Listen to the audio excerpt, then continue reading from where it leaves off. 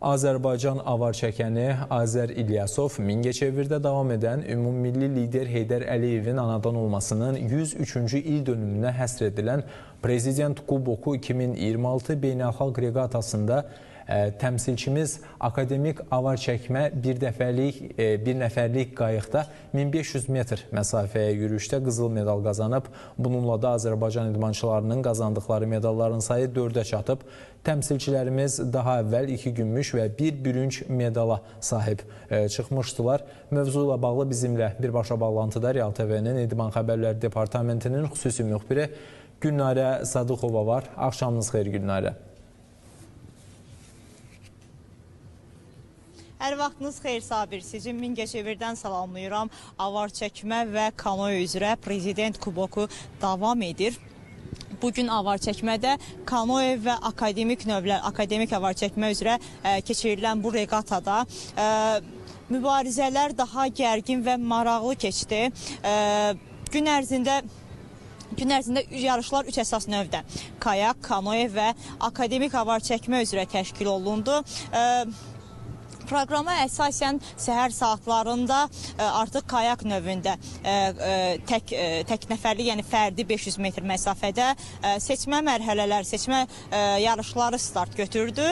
Ardınca isə müxtəlif yaş kateqoriyalarında bir nəfərlik və 2 nəfərlik qayıqlar üzrə yarımfinal mərhələləri keçirildi.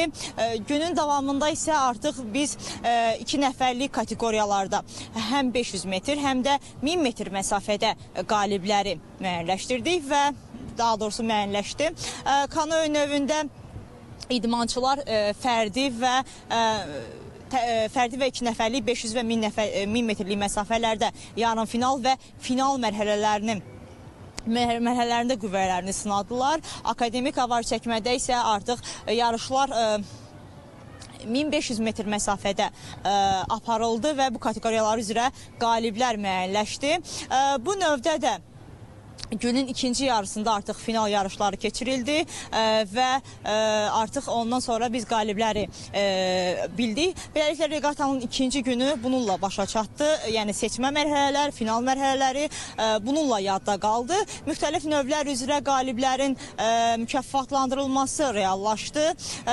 Yarışda həmçinin Azərbaycan idmançıları da var idi. Ötən gün biz millimizin bir idmançısının gümüşünü xatırlatmışdıq. Bugün isə Azər İlyasov 1500 metr məsafədə akademik avar çəkmədə qızıl medal qazandı və ötən günün qalibi olan gümüş mükafatçımız Əli Murad Hacızadə bu dəfə də bu uğurunu təkrarladı.